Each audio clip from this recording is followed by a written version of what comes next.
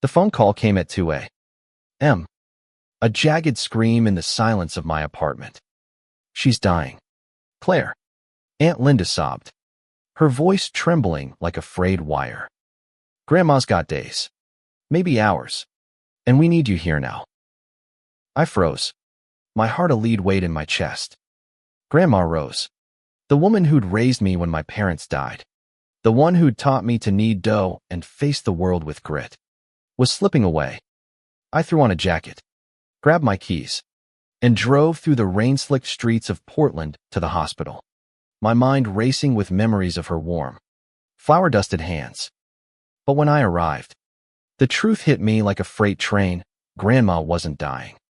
She was sitting up in bed, sipping tea, her sharp eyes narrowing at the sight of Aunt Linda and Uncle Greg hovering like vultures. "They said it was cancer," Grandma whispered, her voice steady but laced with betrayal. "Said I needed expensive treatments, and they'd handle the costs if I signed over the house." Her words sliced through me. My aunt and Uncle Clemmy-owned family had spun a lie to trick an 82-year-old woman into giving up everything she'd built. For money. For greed. I stood there, staring at the woman who'd been my rock, now frail but unbroken, and felt something ignite inside me. This wasn't just about Grandma's house, a cozy craftsman filled with decades of laughter and love. This was about trust, family, and the kind of betrayal that burns deeper than any wound. I made a silent vow. I'd protect her, and I'd make sure Linda and Greg paid for what they'd done. The hospital room smelled of antiseptic and regret. Grandma's hands, knotted with age, gripped mine as she recounted how it started. 6 months ago, Linda had moved back to Portland with her husband, Greg, claiming they wanted to reconnect after years of distance. They'd been charming at first, bringing casseroles, fixing the leaky porch, even helping with Grandma's garden. But then came the whispers about her health, vague warnings from doctors I'd never met, urgent pleas for tests she didn't need. They showed me papers. "Claire," Grandma said, her voice cracking, said the bank would take the house if I didn't act fast. She'd signed a power of attorney, thinking it was to cover medical bills. Instead, it gave Linda and Greg control over her finances, her property, everything. They'd already started transferring funds, siphoning off her savings, and had their eyes on the house worth nearly $1 million in Portland's booming market. I felt sick. Linda was my mother's sister, the one who'd cried at my parents' funeral, promising to look out for me. Greg, her high school sweetheart turned real estate shark, always had a smile that didn't reach his eyes. They played us both, exploiting Grandma's trust and my absence while I built my career as a paralegal in Seattle. "I'm so sorry, Grandma," I whispered, guilt clawing at me. I'd been too busy, too wrapped up in my own life to notice the vultures circling. But now I was here, and I wasn't leaving until this was right. The next morning, I sat at Grandma's kitchen table, her worn oak surface scarred from years of family dinners. I'd taken a leave of absence from work, moved into the guest room, and started digging. Linda and Greg lived across town, in a flashy condo they couldn't possibly afford on Greg's commissions alone. I pulled bank records, property deeds, and the so-called medical documents they'd waved in Grandma's face. Every page screamed fraud. The doctor's reports were typed in Comic Sans. For God's sake. With no letterhead. No credentials. The bank transfers showed thousands funneled into accounts I traced to Greg's shell companies. I called my friend Sarah, a private investigator who owed me a favor. "Claire, this is bad," she said after a day of digging. "They've been running this scam on elderly folks across the state. Your grandma's just their latest mark." She sent me a file, complaints filed against Greg for coercion, forged signatures, even a case where he'd swindled a widow out of her pension. Rage simmered in my veins. But I needed to be smart, not reckless. Grandma's house wasn't just a building. It was her legacy, the place where she'd raised 3 generations, where my mother's laughter still echoed in the creak of the stairs. Losing it would break her. I wouldn't let that happen. That night, I confronted Linda and Greg at their condo. Linda opened the door, her face a mask of false concern. "Claire, honey, how's Mom?" She cooed, as if she hadn't orchestrated this nightmare. Greg lounged on the couch, sipping a beer, his smirk daring me to make a move. "Cut the act," I said, tossing the forged medical papers onto their glass coffee table. "You lied about Grandma's health to steal her money. I've got proof, and I'm not here to negotiate." Linda's face crumpled, but Greg laughed. A cold, hollow sound. "You're out of your depth, kid. That house is already half ours. You think you can fight us in court? We've got lawyers who'll bury you."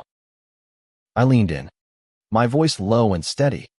"You're not the only one with resources. I've got evidence, witnesses, and a PI who's already talking to the DA. You're done." For the first time, Greg's smirk faltered. Linda started to cry, but I didn't buy it. These were crocodile tears from a woman who'd betrayed her own mother. I walked out, my heart pounding, knowing this was just the beginning. By the end of the week, I'd hired a lawyer, Rachel, a shark in a pantsuit who specialized in elder fraud. She reviewed the documents and grinned like a wolf. "This is a slam dunk, Claire." They didn't even cover their tracks. We filed an emergency injunction to freeze Grandma's accounts and halt any property transfers. Rachel also pushed for a criminal investigation, citing the pattern of fraud Sarah had uncovered.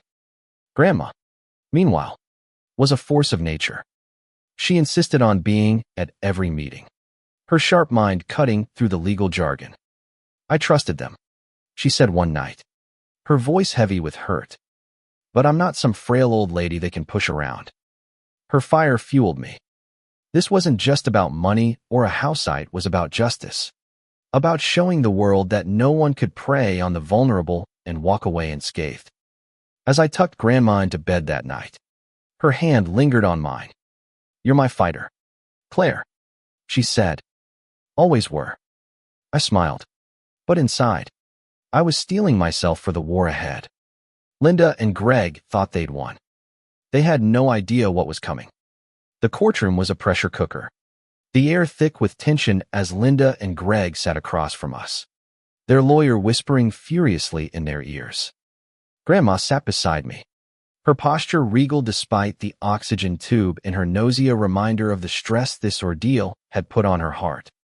I squeezed her hand, drawing strength from her quiet resilience. Rachel, our lawyer, stood and began her opening statement, her voice slicing through the room like a blade.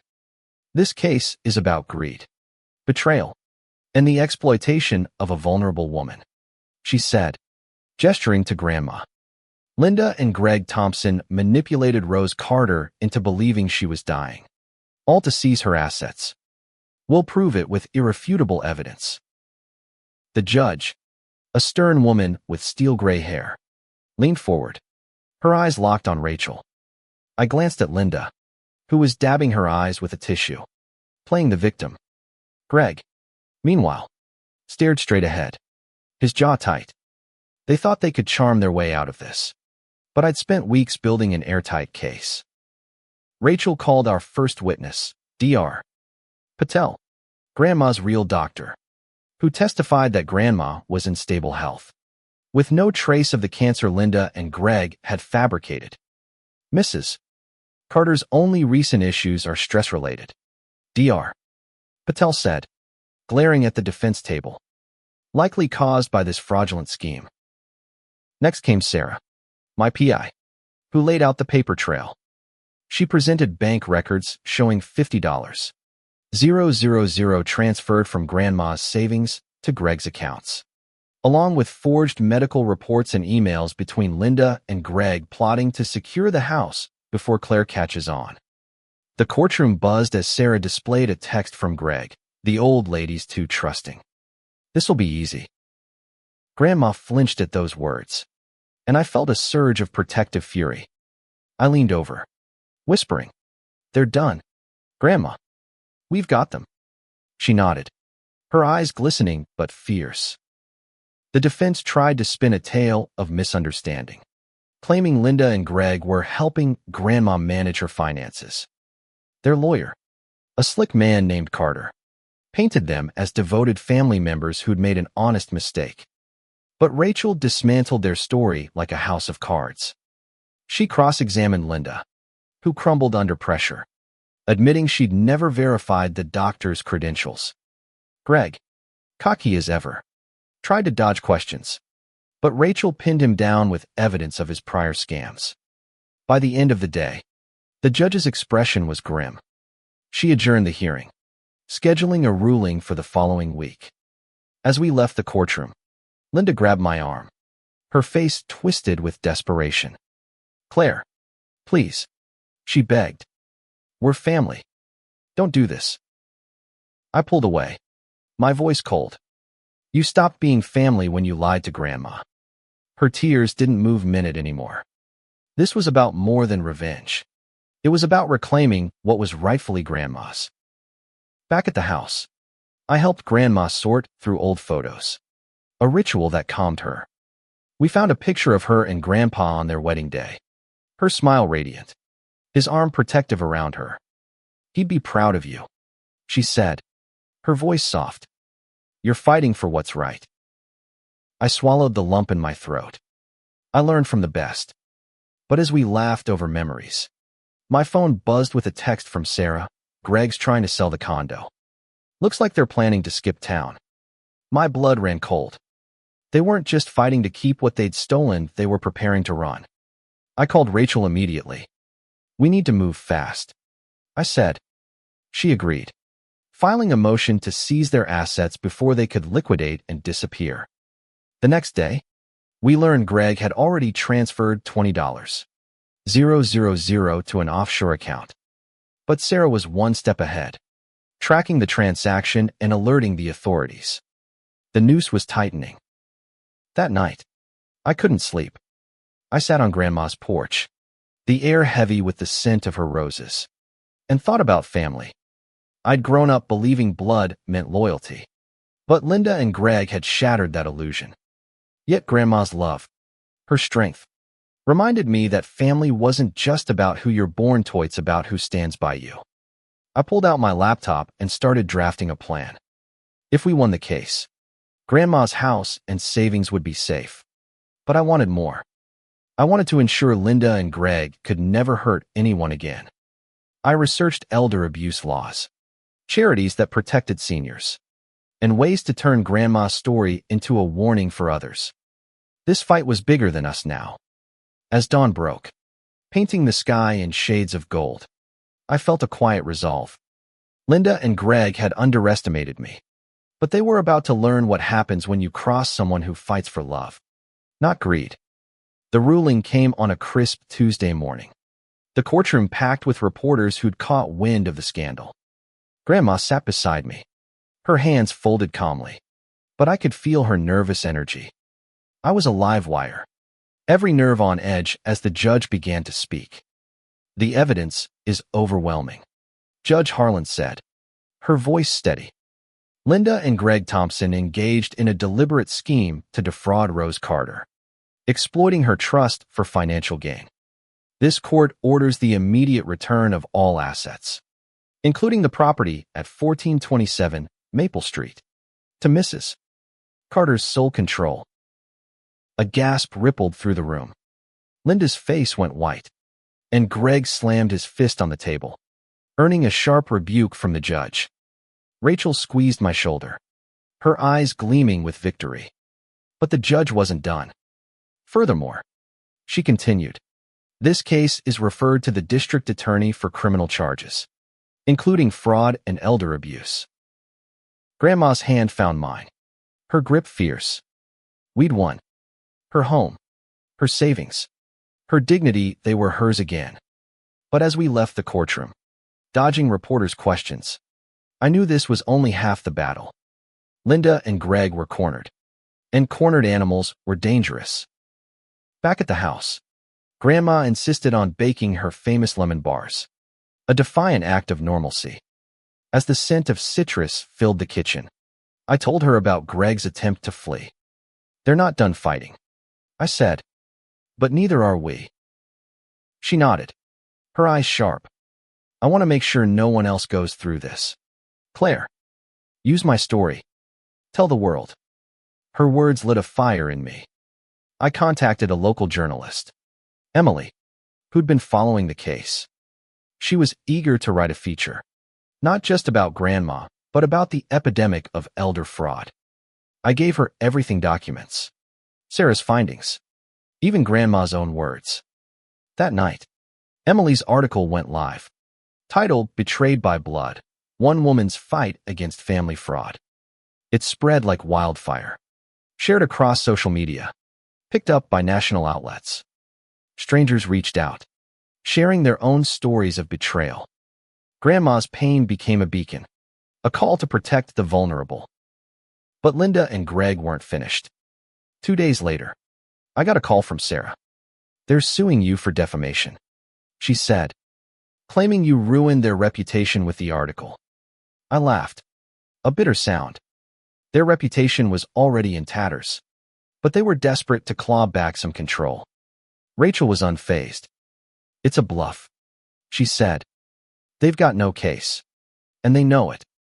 Still, we countersued, alleging malicious prosecution and seeking damages for Grandma's emotional distress. I also tipped off the DA about Greg's offshore account, ensuring he'd face scrutiny no matter where he ran. Meanwhile, Grandma and I worked to secure her future.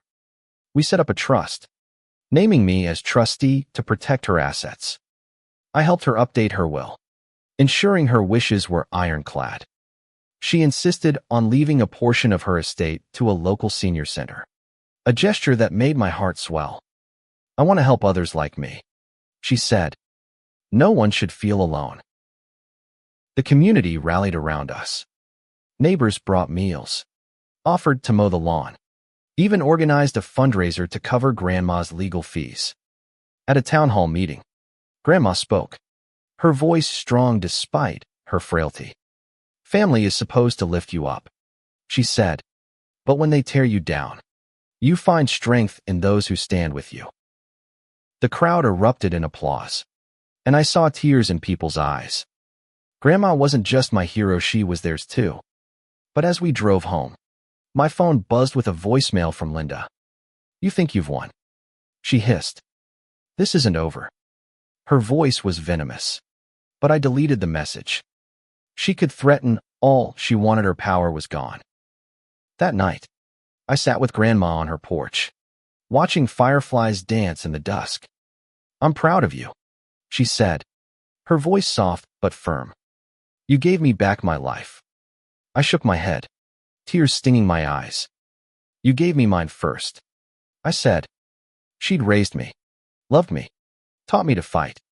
This was my way of paying her back." But deep down, I knew the fight wasn't over. Linda and Greg were still out there, scheming, desperate. I'd taken back everything they thought was theirs, but they wouldn't go quietly. As the stars emerged, I steeled myself for whatever came next, knowing I'd protect Grandma no matter the cost. The fallout from the article was seismic. Grandma's story wasn't just local news, Anna Maria, it was a national conversation. Talk shows called, wanting interviews. Advocacy groups reached out, asking Grandma to speak at conferences. She declined most, saying, "I just want my garden and my peace." But her story was changing lives, shining a light on elder abuse and galvanizing action. I, however, was restless. Linda and Greg's defamation suit was a desperate ploy, but it kept us tethered to their chaos. Rachel assured me it would be dismissed, but the waiting was agony. Meanwhile, Sarah kept tabs on them.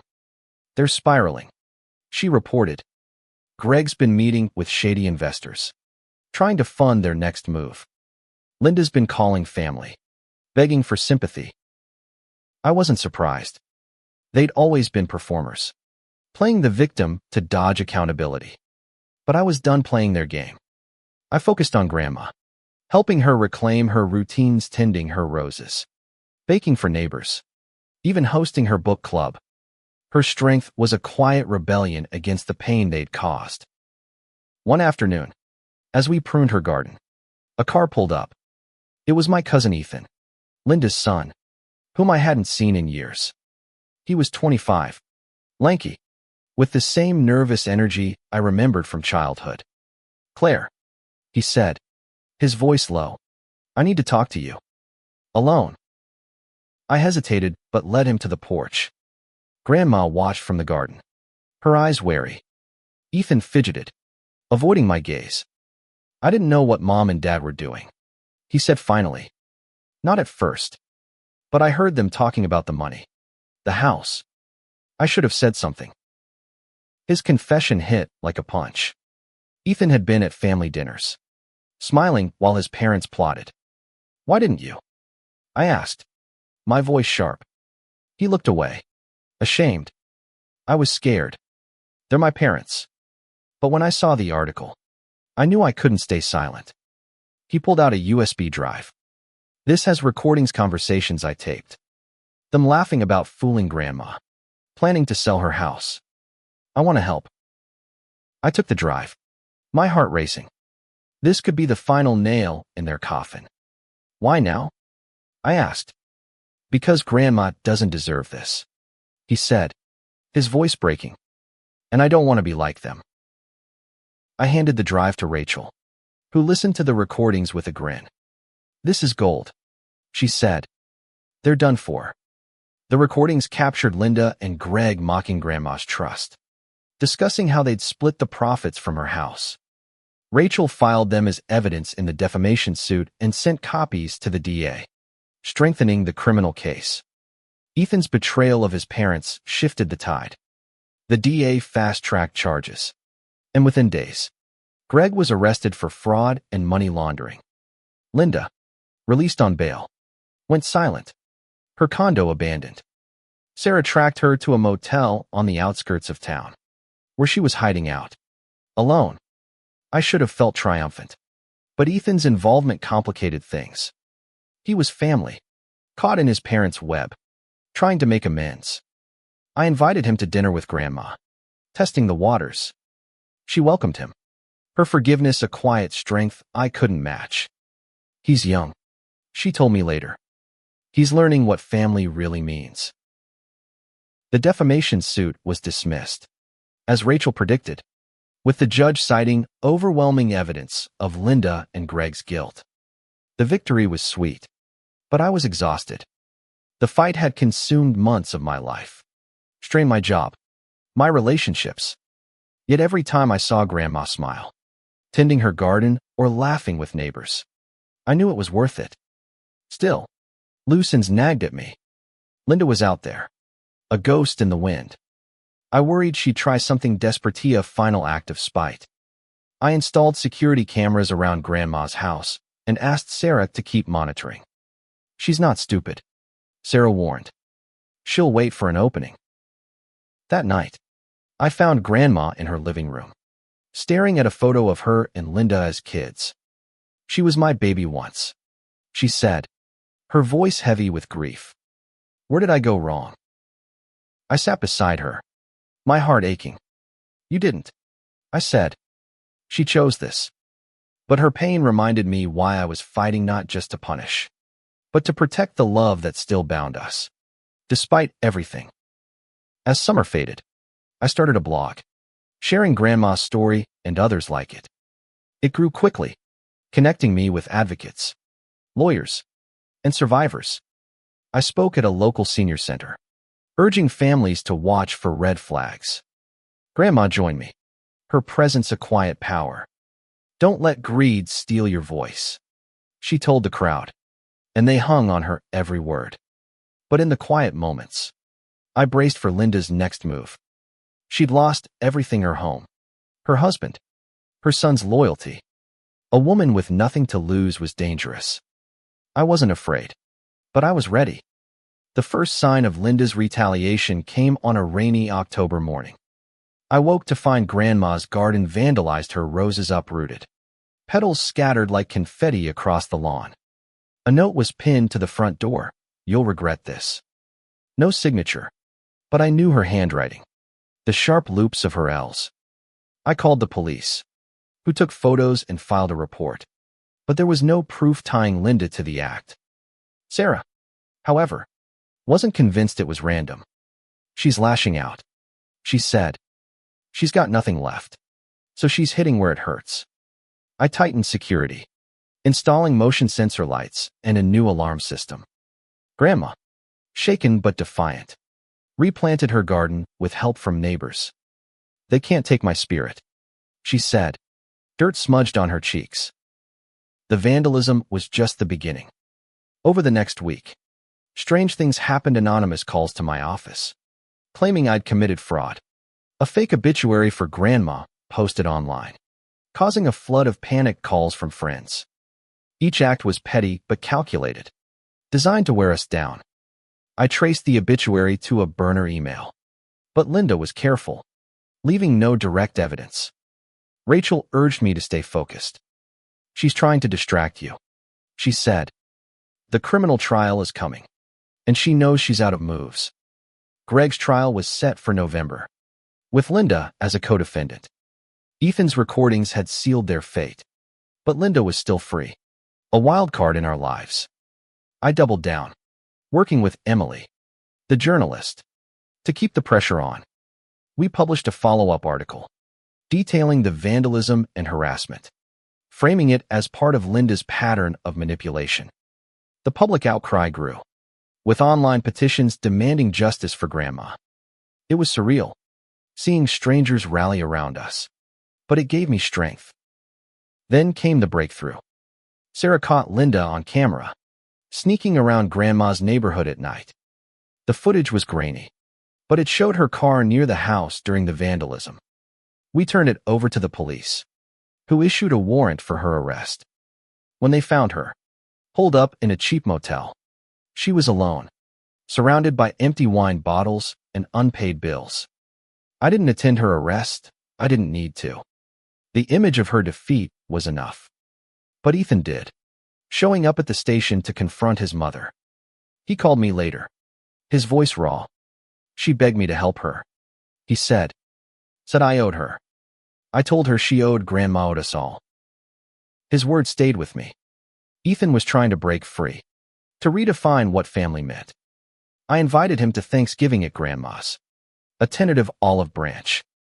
He accepted, promising to bring his girlfriend, Mia, a nurse who'd been supporting him through the chaos. Thanksgiving was a balm for our wounds. Grandma's house was alive with laughter, the table groaning with turkey, stuffing, and her famous lemon bars. Ethan and Mia fit in effortlessly, their presence a reminder that family could be rebuilt. Grandma raised a glass, her eyes shining. "To second chances," she said, and we all drank, even as I kept one eye on the door, half expecting Linda to crash our peace. The trial loomed, a shadow over our joy. Rachel prepared us for the worst. Greg and Linda would likely plead guilty to lesser charges, avoiding a full trial. But the evidence was ironclad, and the DA was pushing for prison time. I wanted them locked away, not just for Grandma, but for every victim they'd hurt. After dinner, I found Ethan outside, staring at the stars.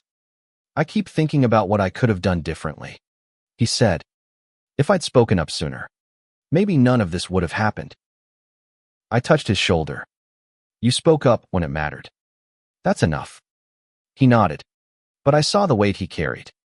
Redemption wasn't easy, but he was trying. As we went back inside, my phone buzzed with a text from Sarah. "Linda's talking to the DA. Might flip on Greg for a deal." My heart raced. If Linda turned on her husband, it could unravel their entire operation, exposing every scam they'd run. I didn't celebrate, not yet. But for the first time, I felt the tide turning fully in our favor. Grandma called me into the kitchen, handing me a slice of pie. "You've carried this fight, Claire," she said, "but don't let it define you. Live your life too." Her words hit hard. I'd been so consumed by justice, I'd forgotten what it meant to just be. I hugged her, promising to find balance, even as I knew I'd never stop protecting her. The trial began on a frigid November morning, the courtroom packed with reporters and advocates. Grandma insisted on attending, her wheelchair no match for her iron will. I sat beside her, my stomach in knots as Greg and Linda were led in. Handcuffed. Greg looked haggard, his bravado gone. Linda's eyes were hollow, avoiding mine. The DA opened with a devastating case, presenting Ethan's recordings, Sarah's evidence, and testimony from other victims. One woman, a 78-year-old widow, recounted how Greg had swindled her out of her savings with a similar medical emergency scam. Her voice broke, and Grandma reached for my hand, her grip fierce. Linda's lawyer announced she'd taken a plea deal, testifying against Greg for a reduced sentence. When she took the stand, her voice was flat, recounting how Greg masterminded the scheme. But she admitted her role forging documents, lying to Grandma, even planting the fake obituary. The courtroom was silent, the weight of her betrayal suffocating. Greg's defense was weak, relying on character witnesses who crumbled under cross-examination. Rachel was relentless, exposing his history of fraud and his callous disregard for Grandma's trust. By the third day, the jury looked grim, their verdict almost certain. Outside the courtroom, Ethan approached me, his face pale. "I didn't want to see her like that," he said, referring to Linda's testimony. "But I'm glad she's finally telling the truth." I nodded, unsure how to comfort him. His parents had broken something in him, but he was rebuilding, piece by piece. Grandma, meanwhile, was a beacon of strength. Reporters swarmed her, but she spoke with quiet dignity. "This isn't just about me," she said. "It's about every senior who's been targeted. We deserve respect, not betrayal." Her words made headlines, fueling a national push for stronger elder protection laws. The jury deliberated for only 4 hours. Greg was found guilty on all counts: fraud, elder abuse, and money laundering. Linda's plea deal spared her prison, but she faced 5 years of probation and a lifetime ban from handling anyone's finances. The judge ordered them to pay restitution, though their assets were already seized. They'd lost everything: the condo, their savings, their reputations. As we left the courtroom, a reporter asked Grandma how she felt. "Relieved," she said simply, "but sad. They were my family once." Her honesty cut me. I'd been so focused on justice, I hadn't fully grasped her grief. She'd lost a daughter, even if that daughter had betrayed her. Back home, we celebrated quietly. Grandma baked cookies, and Ethan brought Mia, who'd become a fixture in our lives. We played cards, laughed, and avoided talk of the trial. But later, as I tucked Grandma into bed, she held my hand. "You gave me justice, Claire," she said, "but don't let this harden you. Love is still worth it." Her words stayed with me as I sat on the porch, the night air crisp. I'd won the fight, but at what cost? My trust in family was fractured, my energy drained. Yet Grandma's resilience reminded me that love wasn't just a risk, it was a strength. I vowed to honor that, to rebuild my life with the same courage she'd shown. The next week, I got a call from an advocacy group in D.C., asking me to testify before a congressional committee on elder abuse. They'd read Emily's articles, seen Grandma's interviews. I hesitated, unsure I could leave Grandma, but she insisted.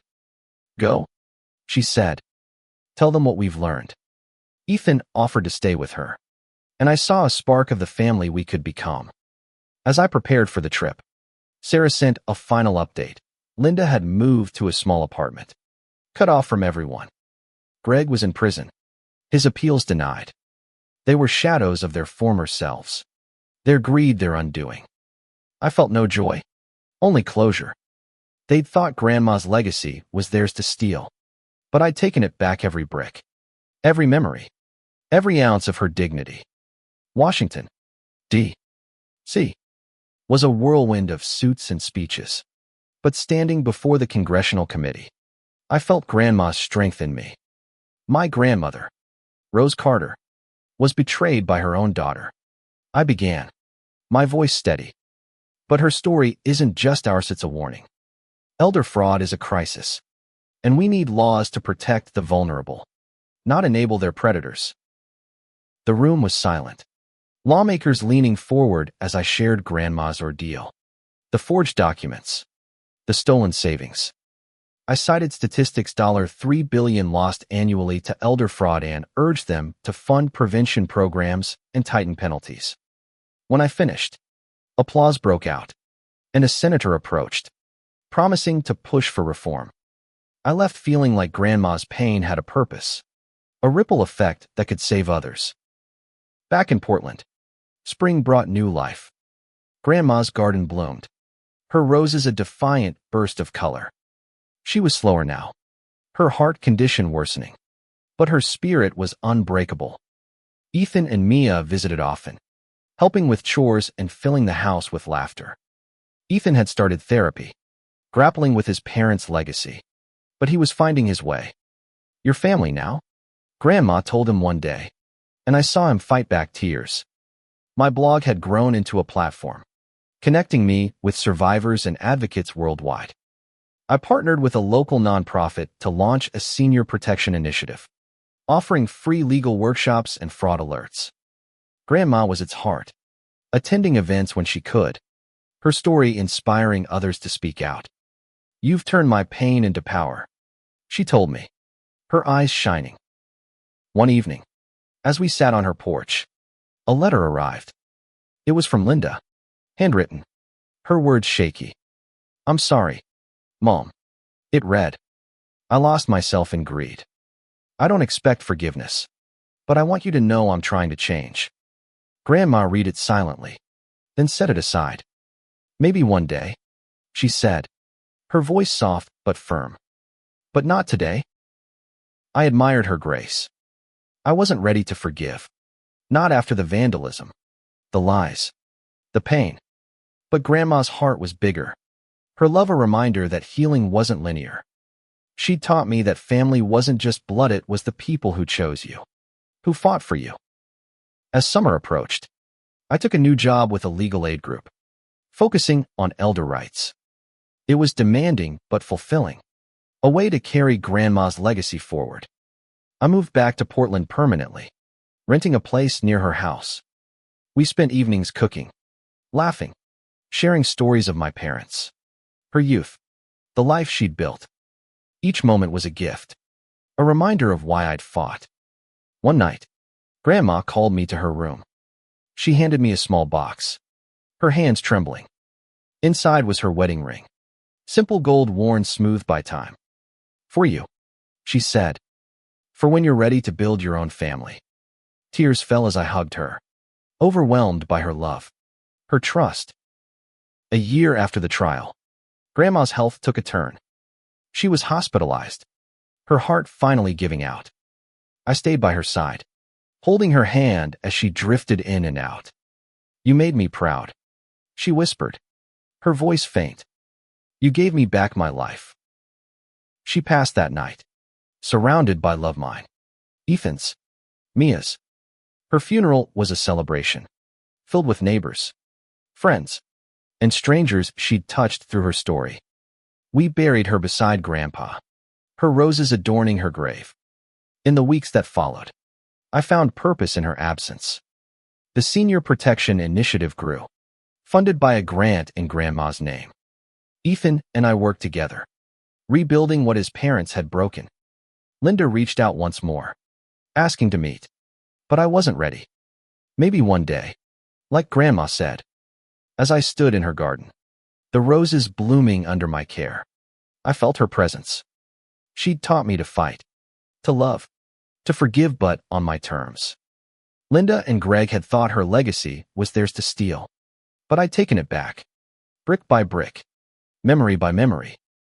And in doing so, I'd found my own strength, my own family, my own way forward.